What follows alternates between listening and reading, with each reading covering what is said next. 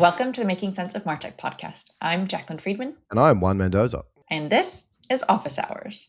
And we cut through the noise and discuss the latest and greatest in the Martech landscape. So, Happy New Year, Juan. How are you doing? Happy New Year. I'm doing well, thank you. I'm well rested. I took 2 weeks to go camping here in Victoria, in Australia, right at the southern part of Victoria, where it was half beach and half bay. Absolutely spectacular, beautiful beach area. It was wonderful. I didn't think about work once. How about you? Sounds lovely. Yeah, I didn't think about work too much, but that's mainly because I was also in a very remote place with minimal Wi-Fi and cell service. My husband and his family didn't really have much of a chance to think about anything really other than maybe Stranger Things. But I digress.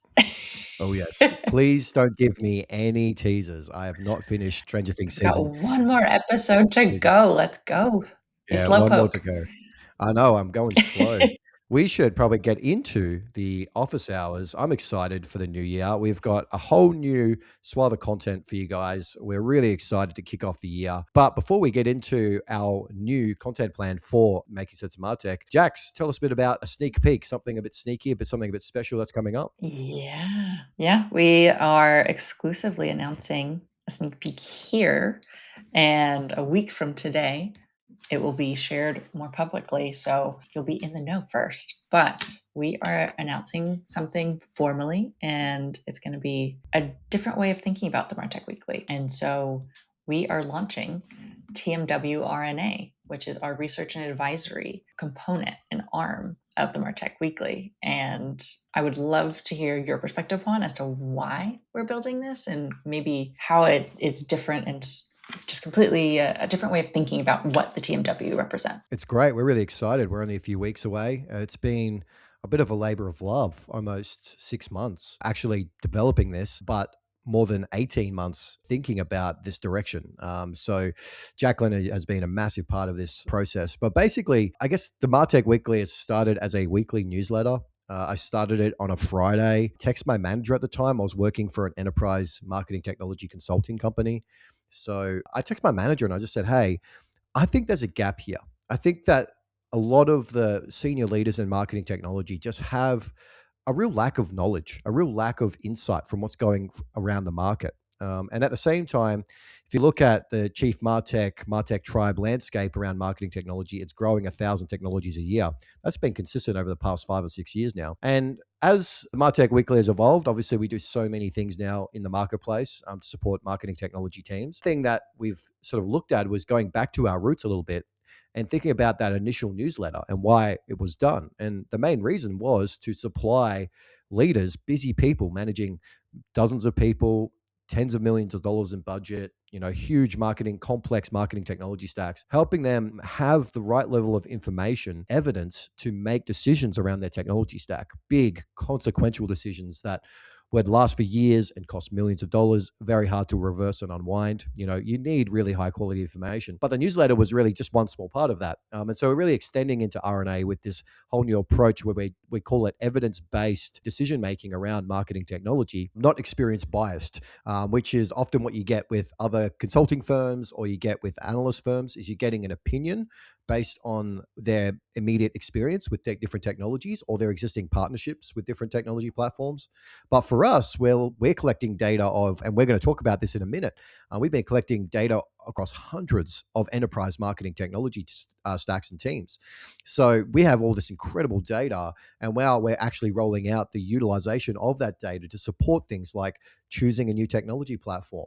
That's not easy in this world. You're looking at dozens often of different vendors with different approaches, different strategies, different pricing. That's really tough. Using the technology, how to implement it well, how to report on its value, renewing the technology. When a renewal license comes down, actually, Jacqueline, you and I talked about this with a CMO recently, where he said that it was like a $5 million renewal from a Salesforce contract and no one knew about it.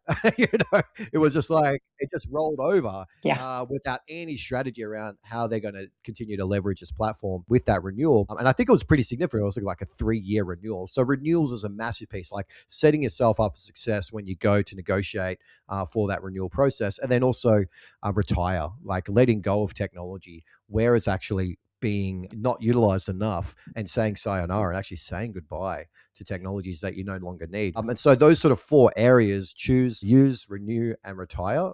That's sort of our strategy there, but it's all evidence backed. So we look out to the market. We've got data on the vendors in the marketplace. We've got data on the brands and how successful they are, the use cases that they're employing. And we're starting to really build this momentum around this idea of when you come to your next major consequential Martech decision, you really should have the highest quality evidence from the marketplace to make those decisions. And so that's kind of the big thing. More to reveal soon and how it all works. But it's really, really exciting. And, Jacqueline, you and I kind of met around this idea, I think, initially on LinkedIn. As I often do on LinkedIn, I post like a random clue to like what we're working on at the Martech Weekly.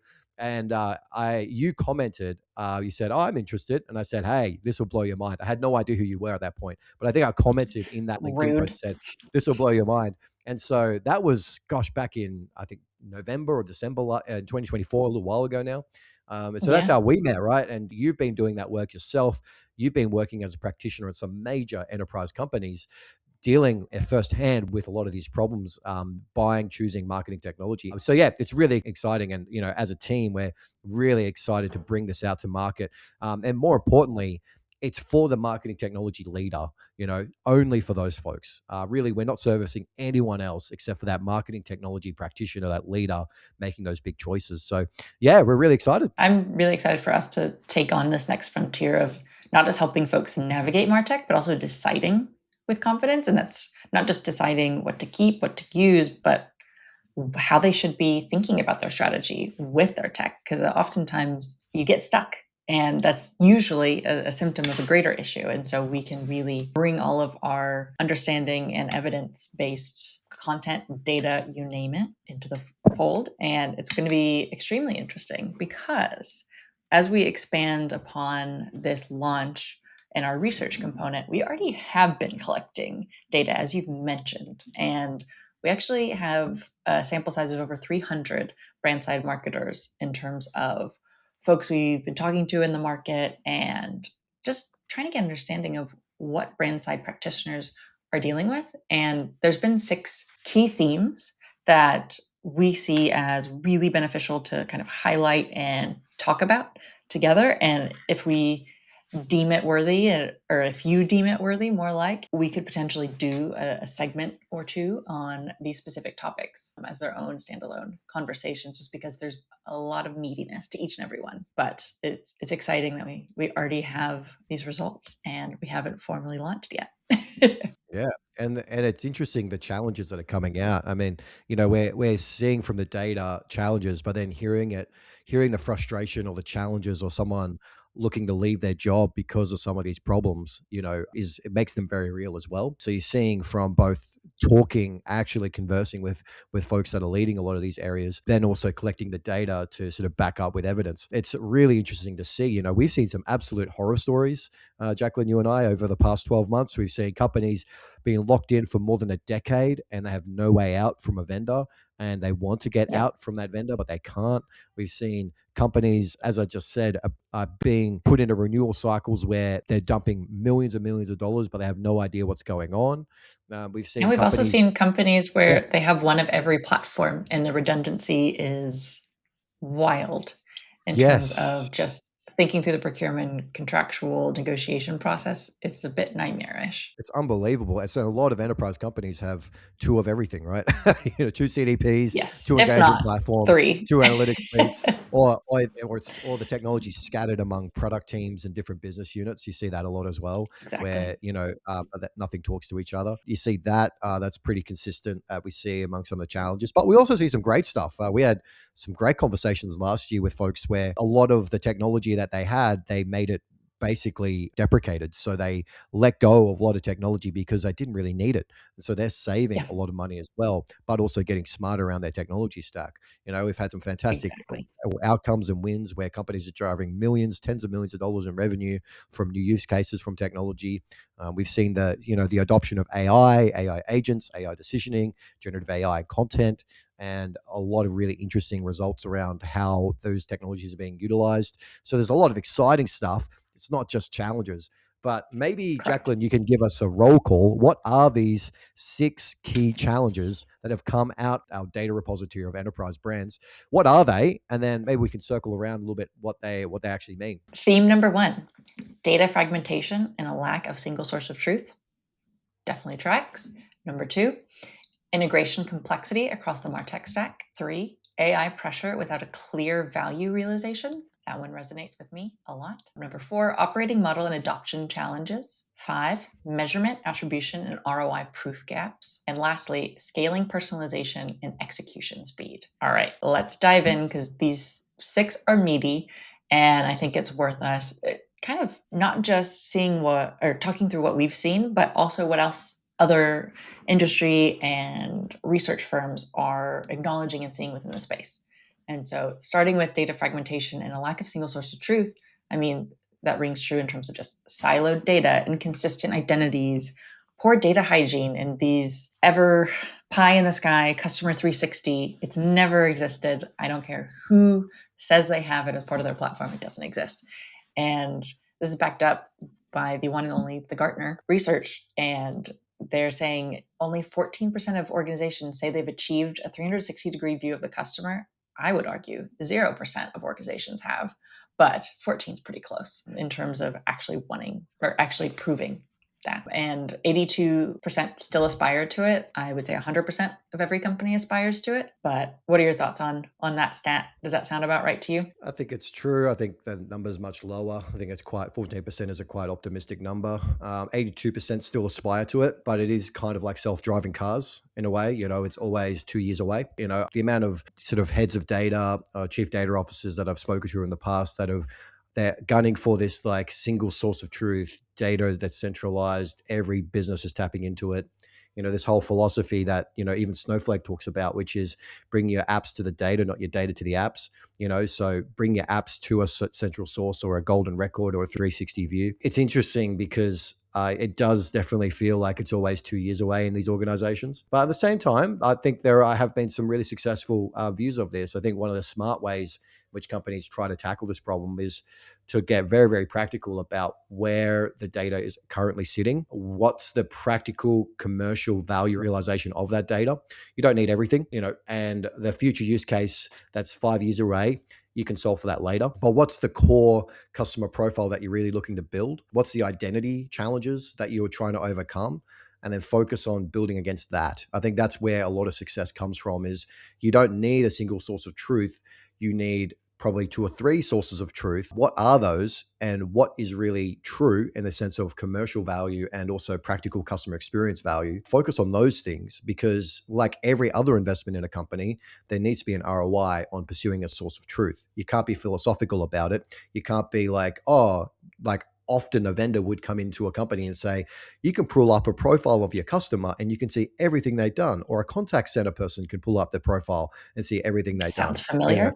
it's a very familiar talk track that you see with the vendors. However, that's a philosophical proof point. It's not a commercial one. It's not saying, right, if we actually look at the data that we're collecting and we are seeing that there is more value by focusing on these specific variables or these specific data points, for these reasons, we're going to invest in collecting and centralizing those areas. Then we're going to see a commercial outcome, because we're going to run better email personalization or web personalization, or the contact center is going to be more optimized, more efficient.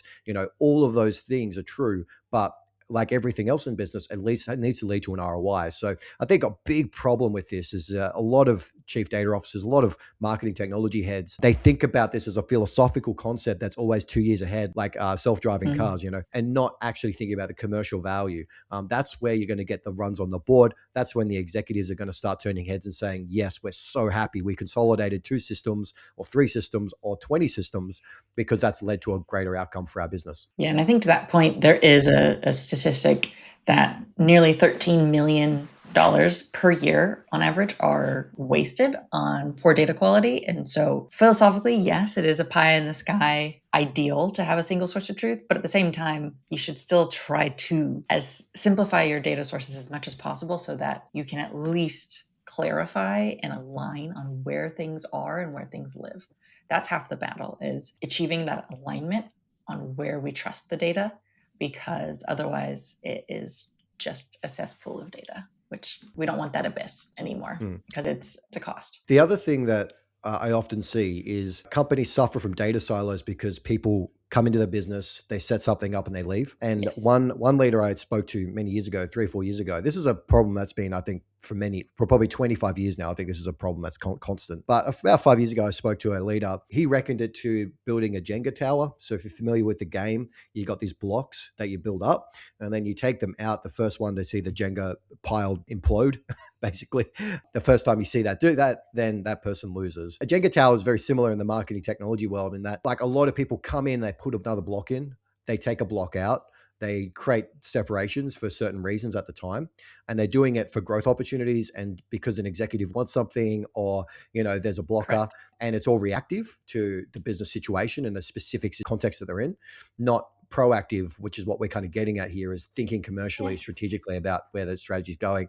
And so, people coming in and out of the business, different consultancies coming in and building things. And then you've got this maelstrom of like, right, we got this Jenga tower, 7 pieces have been left out. It's about to implode because it's so complex and heavy with all the different things. Those are a lot of the forces that I think enterprise leaders are up against in big companies. Yeah, without a doubt. And to add to the reason for the difficulties here is also there's a lack of documentation. When someone leaves a company, if they take that institutional knowledge away and it's not shared, where are you going to get that? And I do think this is actually where AI is extremely valuable, between your company-wide note takers and just being able to generate notes and documentation based off of existing conversations. That is making it a lot easier for those who are maybe allergic to documentation.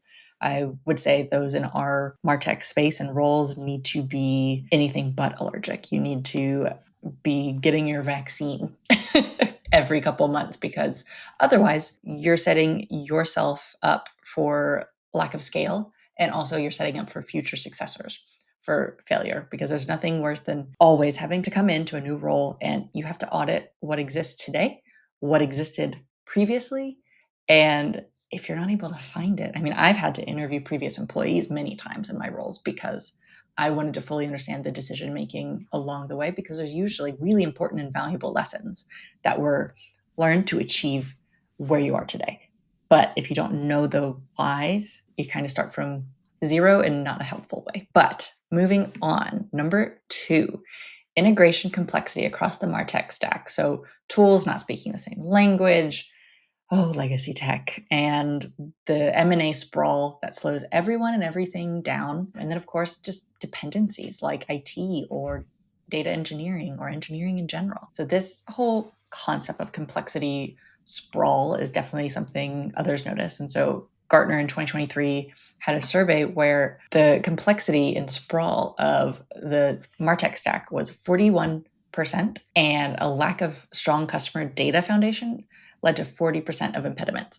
And so that is in and of itself bad, but then there's the added layer of inflexible governance. So if that's also a part of the mix, you're kind of setting yourself up for disaster when you have complex systems, because you're scaling and you have a lot of data. It's both a positive and a negative at the same time. And it's this privilege and disadvantage. And similarly, Forrester also found that 28% of B2C marketers agree that their tech portfolio is too complex or redundant. And they would much rather, nearly 50% would much rather reduce the number of platforms they're using. And that's something we keep seeing continually. Why are we spending this much money? Also, why did that auto-renew? Because no one was paying attention or no one was owning that relationship. And it shouldn't be in the hands of procurement only, because MarTech in particular is so specific. It's not your run-of-the-mill, your data warehouse, your CRM, all of these tools that are just automatic that we know we're not changing from. Marketing, you can be more modular. You can be a little bit more like a Jenga or a Tetris situation where you can make it work for yourself better. There's a lot of opportunity to fix this, I think, collectively as a general just MarTech industry and community. Yeah, integrations has always been such a cross-functional problem. And cross-functional, what I mean by that is coordinating across many different teams with different incentives, typically product, IT, and marketing. Those 3 domains coordinating together, that's where the integrations often break. Surprisingly, we don't see a lot of companies complaining about the integrations themselves. Often that's quite straightforward. It's a REST API. Often there has to be a custom API. Often, well, in the enterprise, not really so native. Native APIs are very much a small business type thing where you can go into a Braze or something and has a native connector. It's interesting that integration is both coordination and also customization. Like customization in the sense that you can go to a large customer engagement platform or a CRM, CDP, and they'll say they have connectors. But often what they mean is that we've designed the connectors over the majority use cases that people want, not necessarily the thing that you need. And so that can slow things down because you go, right, we bought this platform because it's got this native connector into our CDP, as an example. And that's a really good value add. Or you look at, say, for example, Salesforce App Exchange. They have a big sprawling marketplace of different apps, and you automatically assume that they're all going to integrate very well. Turns out, no, often it isn't that case. It's very much contrary, where there's 3 specific things that those native connectors do, and then everything else, you're in API documentation. So, I think part of the problem with integration is this abstraction of, oh yeah, it integrates with this other platform, great, but exactly how? Have you read the documentation? Have you actually gone through it with your IT team or with your data team? That is a big part of this problem as well. But as I said, complexity and customization is one piece, but the coordination is the other piece, which really makes it challenging to make sure that everyone's aligned. Agreed. And I think double clicking to, if you're thinking through requirements of integrations, it's really thinking through interoperability too. It's, yes, it integrates. What integrates? Which fields integrate? Because a lot of the existing platforms do integrate easily. However, it might not send every detail that matters to you. And so I would get extremely granular. And one of my favorite cheat codes here is actually looking at the connectors. Like Fivetran is a great example with really excellent documentation of what data fields will be sent. And you can just kind of peer beyond the curtain and see what they would be able to send, because if it's available to them, that is what's accessible. And you'll be surprised by the number of data points that you would think would be extremely valuable that don't get sent. And so that's where, do we need to customize? Do we trust this vendor? Have we talked to customers who say, yes, we were able to make this work because we did this? And so, yes, I think it's more of just doubling down on the research component and the evidence more than the feelings. Facts over feelings every day. Oh yeah. I want to tell a story here that puts some meat on the bones with this integration complexity, particularly touching on coordination with other teams. A few years ago, I was working on a project where we were about to launch our first personalization use case. And a lot of the data that we were using was sitting upstream in a SAP data silo. So it was a team that was very ambiguous. It was kind of like they were in the distance. You didn't know who they were. They were kind of mysterious. Anyway, we were days from launching our first use case and really hoping that it would be quite successful. And we did a lot of work. It was 4 or 5 weeks of, data strategy, content creation to get this going. And this poor company, a few days before launching this, that shattery, mysterious team that we don't know about made some change to a variable in that SAP database. And then everything downstream of that to the CDP became garbage. Oh no. And so the CDP was collecting, and this is a large scale company, right? So you're talking hundreds of thousands of records being updated every couple of hours. And then to unwind it was even more difficult because that IT team had the incentive. They had to fix this thing, but they had no cognizance, no recognition that we actually were relying on this on a revenue generating activity. And that's a painful story, but it took another 4 or 5 weeks to even just get that conversation going of how do we fix this? Data engineering teams are going nuts because we just cleaned all the data. We just got it all organized. Very painful. But that's where a coordination becomes really challenging because you don't have to, marketing tech teams can't think about their own marketing needs in that situation. They have to bring IT in. They have to bring data. They have to bring product. They have to often bring in legal and compliance. Those coordination conversations would help you avoid those kinds of landmines. Oh, yeah. And a quick word from our sponsor. Has your company gone all in on a large marketing suite, but struggled to implement or see value from the investment? You're not alone. Our sponsor, High Touch, analyzed conversations with over 50 enterprise teams on large marketing suites and found that 79% report frustrations with high costs, low innovation, growing complexity, and often requiring specialized teams just to operate them. They're sharing those findings in a live webinar on February 12th, where they'll walk us through the patterns they're seeing and how some organizations are slowly updating their Martech stacks. If this is something you've been thinking about, join the live session to get the full report. Register today at hightouch.com/sweet fatigue. And now back to the episode. All right, moving on to number 3, AI pressure without clear value realization. Uncertainty around use cases, scalability, governance, data readiness, responsible adoption, cost, consumption credits, you name it. I think we beat a dead horse on this specific topic just because it's so relevant to what we do. And it's going to be interesting to see if some of the predictions come true, both the AI bubble popping, but also even Gartner's predicted that 30% of GenAI projects will be abandoned. That was by the end of last year, aka, just 2 weeks ago. However, I will be curious to see if they follow up on that and share more, because we've talked about it many a times, but every AI platform is in their 1-year POC. You got to prove it or you lose it, and we'll see how that goes. There's a great game, a board game. We love to play it with our family. We actually just bought it as a Christmas present for one of our neighbors, called Herd Mentality. Herd Mentality. It's a game that you play where you go around the table and you write on a card, not what you get asked a question. For example, what's your favorite color? And in the card, you have to write not what your favorite color is, but what you think that group's favorite color is. Herd mentality, fantastic game, gets you thinking very differently about how to answer questions. There's a lot of herd mentality going on here with AI pressure. We see it as a constant point of frustration. We've had several people call me up last year saying, my executive is really putting pressure on us to deliver AI value in these areas.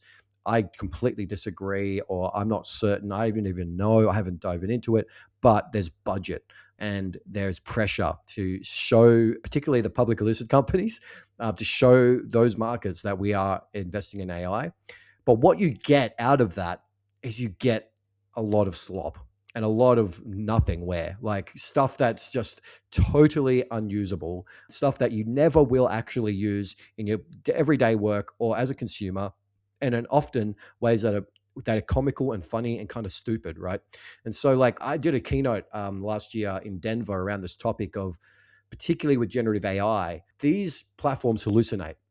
And if you're putting a platform that hallucinates and gives false answers or false information, there's been a litany of so many high profile things, from Canadian Airlines giving sort of recommendations around fares and refunds that was totally false, through to local car dealers at GM, doing maths homework in a customer facing chatbot on their dealer website for cars. Those examples are one of millions when you take this generative AI platform work and then put it out in the wild. But the question I asked at that keynote was, how did we get so far away from our sense of excellence in this industry? I remember back in the day when I built personalization use cases, that every single piece of copy needed to be triple checked, that everything needed to go through compliance, that even the idea of a customer receiving a communications, even if it's not very consequential at all, was very scary.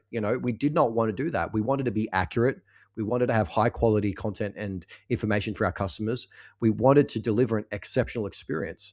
Now, how is it that generative AI is now allowing us to deliver subpar experiences that can be often factually wrong? In fact, we don't even have control over whether or not what that customer is getting as an experience. How is it that we're allowing that to happen? And the reason why is because the executives see the pressure from the market and the herd mentality driving this. So if you're a leader right now dealing with executive putting pressure on you to do AI adoption, go back to your values. One of the core values in any marketing technology team is accuracy. It's the veracity of the data, having high quality data, having great experience with your customers, but also, most importantly, having control over the risk, control over the value. A lot of AI takes that away, but falling over to pressure from the executive, that will never get you a seat at the executive table eventually either. So I'm going on a bit of a screed here, Jacqueline, because I think that I see. Reel you back in.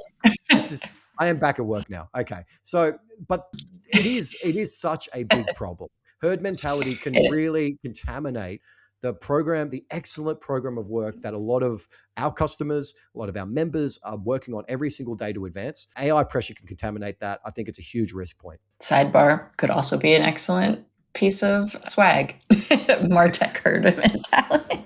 Or something along those lines. All right, number 4, operating model and adoption changes. shelfware, undertrained teams, misaligned governance, lack of ownership, and insufficient internal capabilities. Oh man, we're not up to date on the latest survey, as in I'm waiting for Gartner to share theirs. However, in 2022, 42% of respondents said that their Martech stack capabilities were down 58% in terms of utilization. Then in 2023, 1 year later, it dropped down to 33%. And this was 3 years ago. So if there was a 55% difference in just 3 years, I'm scared to know where we're at 3 years after that. And so it's really problematic to see just how underadopted and underutilized all of these platforms tend to be. And granted, of course, we have to think through tenure, churn, all the different things from an employment and people component that impact the tools and ultimately the processes. But I'd be curious what your thoughts are on those just kind of mind-boggling numbers. Yeah.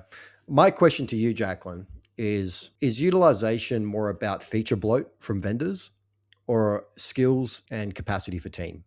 If you could pick one, which one would you pick? Vendor bloat or skills and capacity? Skills and capacity, always, every day. Why is that? With skills and time, you can be unstoppable. You can build things. You can get the right tools and tech stack. But if you're just solely focused on what exists within your marketing suite solely, yeah, you can get there, but it might not be the best solution. So it's really the question of like best of breed, and that is people in terms of their skill sets and the tools, but also trying things out. Do small tests. If you do a small test to be like, I want to personalize X, Y, and Z, or I want to see if I can build an AI agent to help with this specific component of our process. See if that works before you actually invest. And I'm always about micro wins, micro tests before anything's actually proven. And I think that it gets difficult if you're losing talent, but also there's clearly something else systemic happening if that's happening too. Yeah, I agree with you. So this is not an enterprise situation, but as a company for us, we were utilizing a CRM and we renewed our CRM earlier this year, our contract for the next year. And for the first time, we actually sat down with one of the sales reps and we looked at the entire feature list that this CRM provides. And then I chucked it into Excel. And then I called out the ones that we are actually reliably using, and it was less than 20%. And we're not by no means, there's so many features that we will never use. But the CRM will then point to, look at all the value you're getting. Look at all the features you get. Look at all the stuff we're delivering for you. Look at stuff we continue to deliver for you that you don't ask for. I would say that feature bloat is part of the problem here, because really some of the data that's coming out of Gartner and what we're seeing as search challenges is utilization of the stack. Now, I would actually say that utilization of your marketing technology is probably not the best goal or the best metric, because you can use 100% of your CRM or your customer data platform, but then are you generating revenue? Are you getting ROI? Would you want to be in that camp, or would you want to be in the camp that says we use this one thing in the CDP and we're driving 2x revenue each year, on the specific use case? Which one would you choose? I'd rather choose the latter often, right? And so I think the more interesting piece here is operating model. And for sure, you've worked in some pretty fast growth companies, Jacqueline. Let me put a word out for you. Agile coach. Have you ever worked with any agile coaches in the past? I've worked in agile, but not agile coaches. Tell me more. Let me tell you about this magical role. Are you ready? So an agile coach coaches the agile team. So what they do is they sit above all the different agile things going. So you've got Scrum and you've got Kanban, you've got all of those different agile tools that are working in the business. And then they are there really just to say, good job, and to make sure things are progressing ahead. Operating model is tough. Like the agile coach, I ask that because there's this role, and all they're really doing is making sure that people are doing the model that they've already been trained to do. But that's how much enterprise companies invest into operations. They've got people that are training people that have already been trained, and then they spend their time just making sure things don't fall over. Operations is brittle. Operations can change quickly, even in large companies. But operations is diverse as well. It goes back to one of the previous points about different coordination problems within different teams. Operating model feeds right into that. It also slows down the utilization of technology as well. But I saw the world of like scaled agile frameworks and, agile coaches and this whole concept of agile. The Spotify model was really famous for a while there, about 10 years ago. Since then, that's all fizzled out. And I feel like in terms of operating models at the moment, there hasn't really been a dominating concept to replace a lot of that. But I definitely feel as though there should be, because a lot of this is ideas. Agile is a manifesto. It's a list of beliefs. It's not a Correct. recipe for how to deliver stuff in your business. It really is that. It's philosophies and beliefs about how you operate a company. I haven't really seen a prevailing like a new thing, which is kind of unusual, I'd say. You would think that there would be more operation methodologies coming to the fore, but really I haven't seen anything. Well, I think there's a couple reasons. Agile is only so good in certain respects, and also the frameworks that do exist don't work for every company's needs and their own complexities and interdependencies, interdepartmental dependencies. So I hear you, but also I don't care. I think every company has to figure it out for themselves, because everyone operates slightly differently and every team Yeah. has a different cycle for it. As long as you can ladder up to having the same goals, OKRs, and vision, and that's really where I see like program management, where it is the greater component, whether it's a technical program manager for all of marketing. That's very different than a project manager who is Mhm. very much in the weeds. The program manager can be in the weeds, but their job is to make sure the system is coming along. And to your point, I think this is where a lot of platforms are failing, because they are wanting to deliver quickly, because we're in this rapid environment that you have to get ahead. And as a result, we are diluting product vision in favor of feature vision. And that's not what people actually need. We need to think through what product will help this, what within our existing scope of our platform. And I mean this from a vendor side. What works? What could we make better? Because you can roll out so many different things relatively quickly, but building things with no technical debt, building things that work and work for, we'll say 90% of your customers' use cases, that's much harder to build. And it's much harder to get that loyalty and retention based off that. It's like acquisition versus retention strategies. It's easy to acquire based off a fancy new feature, but it's actual maintenance and improvement over time that matters far more in my eyes. I agree with you there. It is interesting. So one of our constant collaborators, his name's Jonathan Go. He's the head of Medibank, which is a $13 billion health insurance company. So he heads up Martech there, and he has this fabulous concept. You can check it on the martechweekly.com. I wrote an article for it about us called leadership debt, and this idea that like it's not just technical debt. It really is leadership debt. When you have bad leadership, operations fall over. When you don't have someone really making sure people are focused on getting things done quickly, and things can actually accumulate over time. It leads to bad culture, bad hiring practices, and then things just move slower and slower. It's like the virtuous cycle. It's a spiral. You can go up to ever greater heights of unbelievable outcomes, or you can go cycle right down into the depths of hell in terms of lack of leadership, lack of accountability, lack of structure, and all those things. But all of that contributes to operations. Marketing operations is a growing, burgeoning area, particularly in the B2B world. I see that happening in B2C as well, because we need it. There's a lot to operate. There's a lot to get right. And It's so needed. yeah, very much needed. But let's talk You about number can't 5. scale without it. Let's talk about one of my favorites. Go for it. Ooh, it's a favorite to say words upon. Let's just say that. All right, measurement, attribution, and ROI proof gaps. There's difficulty measuring incrementality, brand impact, cross-channel attribution, and justifying investments. So anecdotally, I don't believe in attribution. It doesn't work. There is no current infrastructure, platform, recipe, formula that is true for not only everyone, but that can be agreed upon. Because there's data-driven models, there's multi-touch models, there's first touch, last touch, even touch. You name it, there's one of everything. This is B2B and B2C. Nothing works. Just like lifetime value is not really going to tell you much. Average order value, that's very different.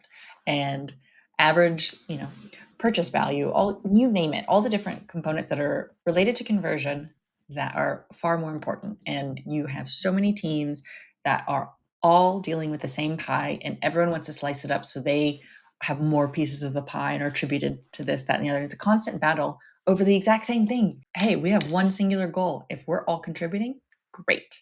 But I would love to hear what your thoughts are before I dive into some metrics. Yeah, and we did an episode recently on a lot of these areas around attribution. I'm actually reminded of a person that approached us. What was it, about 3 months ago, maybe? They came to us and they said they're building a tech platform to, quote, solve last click attribution once and for all. I almost laughed the guy out of the Zoom meeting, I think, at that point. That person's point was that, no, it's not that last click is bad. It's just that every other vendor except for me is doing it wrong. I said, oh, come on. Can you really say that? I mean, we've been working at attribution for a long time here. And there are so many gray areas, as you point out, Jacqueline. Attribution, incrementality, experimentation around these areas. It's been alive and well since the dawn of marketing. And yet, Yeah, marketers originally were sifting through data like that. That was yeah, what you did. yeah. And I think maybe in the new frontier of AI, there could be some really interesting opportunities there. But yet again, attribution is a messy, messy concept. It takes some seriously big leaps of faith to trust in a certain methodology, I think, whether it be MMM for measurement or it be last click. You have to have a philosophy that aligns with that. And you have to explain that philosophy that the rest of the business understands, especially your CFO. Because if you're going back to your CFO and you're saying, right, our attribution model tells us that this channel is driving the highest value, highest profitability. Now your CFO is going to say, well, how did you attribute that exactly? Oh, well, this, that, and the other thing. And then get lost in translation. And then in the end of the day, a very poorly used methodology or very misunderstood methodology is used to give truth to something that isn't truth. But that's the problems. I think the beauty of attribution is the search for truth. It's a search for what is real. Which of the 50 am I wasting? That's the goal. Is, that classic attribution quote that says, you're going to waste 50% of your marketing budget. Problem is figuring out which one are you wasting. I think a lot of that feeds into this search for truth. I wish we would do away with the word attribution and talk more about truth, about reality, because I think that helps frame a conversation about, well, what is measurement actually here about? What is it for? It's to help us find truths about our customers, how they're engaging, how they're not engaging, how they're driving, how they're converting, how they're not converting, all those things. But honestly, attribution is about as complex as a human spirit. Humans do things for all kinds of random reasons. They go down channels and they come off that channel and they come back again and then they search something and then they put it in their browser. You have that happening at a scale of billions and billions of people every single day. There's no clear way to attribute all of that. It's too complex. It's too heavy. I kind of agree with you, Jacqueline. But at the same time, you need to show return on investment. You need to. But I think the goal here is to, as I said, get back to reality and then think deeply about your philosophy of what's true and what's real, and then which methodology will help you get there the best, instead of just picking something up that your manager told you to do, or something that, a boss told you to do, or a vendor, worst of all, will tell you to do.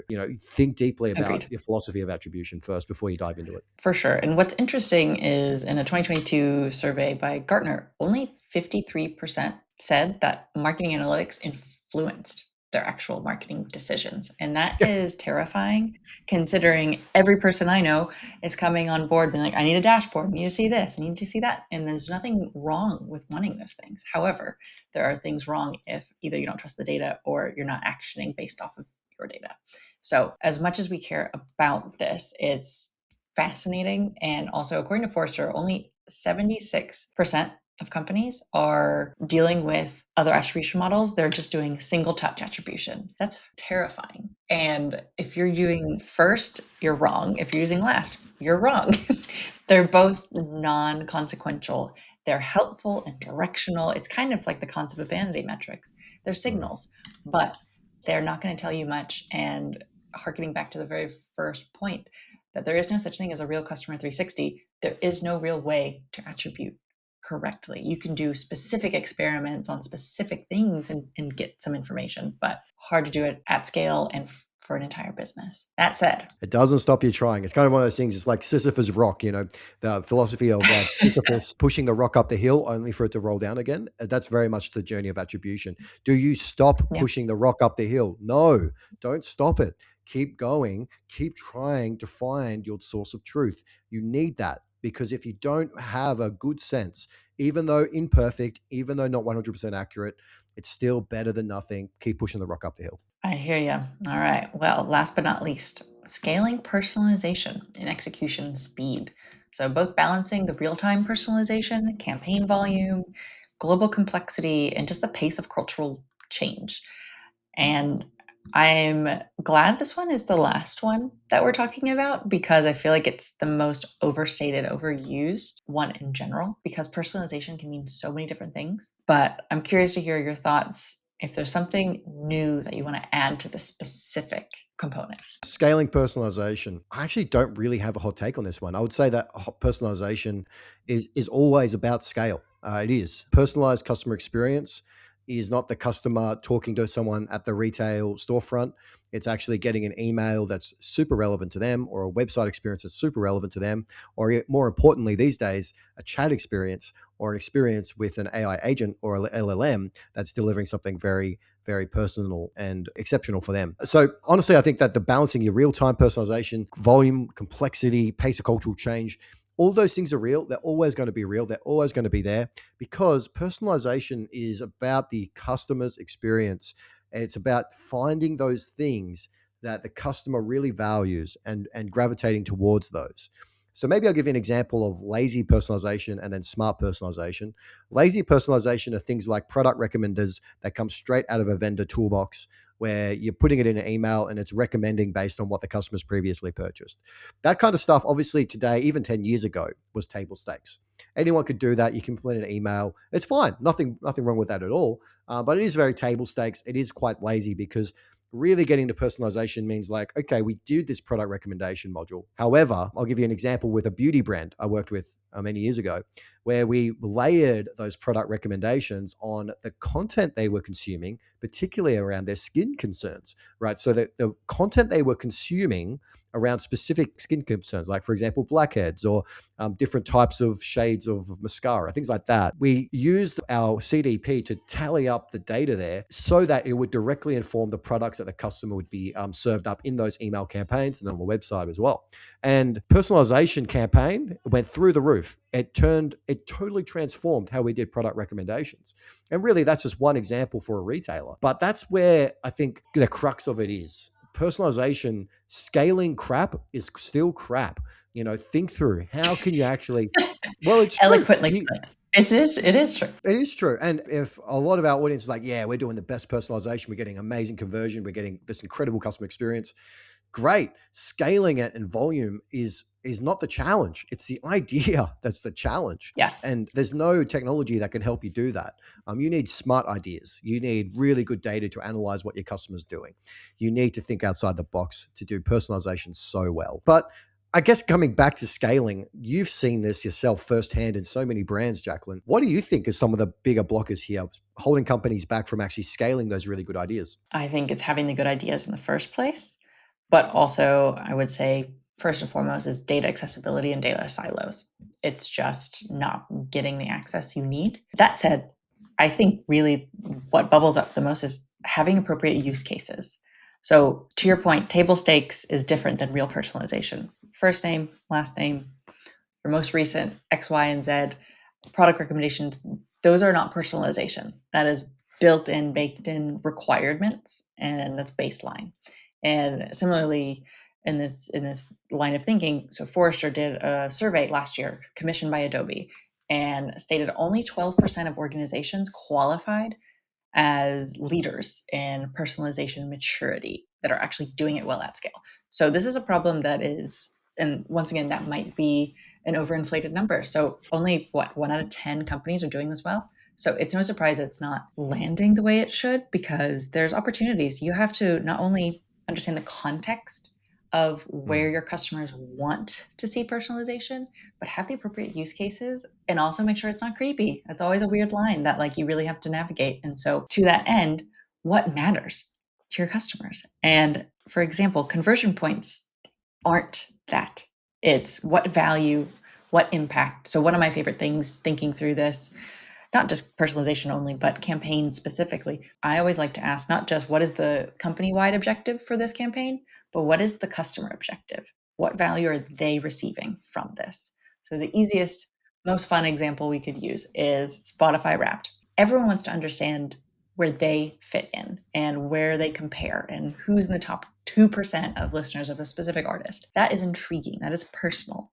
And I know it's an easy example to use, but That's really creepy if it's other aspects. If you're a top 2% of, PowerPoint users, like, okay, not quite as interesting, but that's at scale. You could see that. And I think similarly, personalization is better off used in, while you mentioned like in-store experiences shouldn't be what you think of, I think of out of a digital component is where personalization really comes to play. So sending those loyal customers individual like VIP boxes. It's actually things they're interested in and dedicated customer advocacy and communities and really investing in the people who are passionate. In my eyes, that's real personalization because you need to have those advocates that care. I mean, you really have to go far beyond what you can do in an email only. That's not to say you shouldn't try cool things out and do dynamic emails and bring in interesting stats every day, every week, every month, depending on what your business is. But it needs to have value for your customer. That is always the missing piece. And I think where most companies and strategic thinkers that are trying to plan for this fall flat. And so that's my personal opinion as to why scaling personalization never really comes to be. Because sometimes it shouldn't scale. Sometimes it should be a very small segment, Yes, but very it is true. a high Very true. priority segment. Yeah, the whole point of personalization is it's for you. It's not for everyone, and ramping that up is another challenge. The execution speed side of this problem that's come out of the data is also a very interesting one. We all know that enterprise companies, they crawl at a very snail's pace. And it's interesting thinking about speed in the context of enterprise. My only recommendation for speed is simplify, simplify, simplify. Let's use game of telephone. I don't know what Chinese whispers are. Oh, okay, cool. So, the problem of a game of telephone where you call someone and then they call the next person and then they call the next person, and the information that's passed from telephone to telephone is a little bit more different. It's changed over time. We see that a lot where with execution and particularly speed. The more complex the ideas around personalization, the more multifaceted and dynamic and niched it is, the slower you're probably going to go, particularly with legal. But the simpler you can make the idea, if you can communicate it in one sentence to anyone in the business, then they can understand it. That's going to improve your speed because they can pick something up and go, cool, we get that. One thing we used to do when we were doing personalization strategies, when I was working my former consultancy, was that for internal alignment and buy-in, which is a big part of your speed, is getting everyone coordinated around this, is to write a very simple, like I'm talking 50 words maximum and a lot of images to show exactly what we're going to do. Hey, we're doing this specific use case and it's going to be this, but make it extremely simple so everyone gets it, everyone understands it, and everyone can pick that up and then start working on it. That's one thing that's not utilized often. Like we think of speed and things like what's going through Jira or, the technology integrations or the data or, but actually it's the information passing between people. If you can play a role where you can simplify that and then make it very accessible and easy for everyone to understand what you're trying to do, I think that's going to increase your speed. You'll see an increase. I guarantee it. Yeah, to that point, I think I need to share a resource that I've built called a campaign request form where it can be big or small, but there is a question there. What is the singular goal? And if it's email specific, it's like, what is the singular CTA? Because you already know the principle of if there's more than one CTA, you've already dropped the ball. You can have, secondary and tertiary goals that might be cause and effect. However, that's not the point of said campaign, said greater concept of a campaign. So you really have to your point, keep it simple, stupid.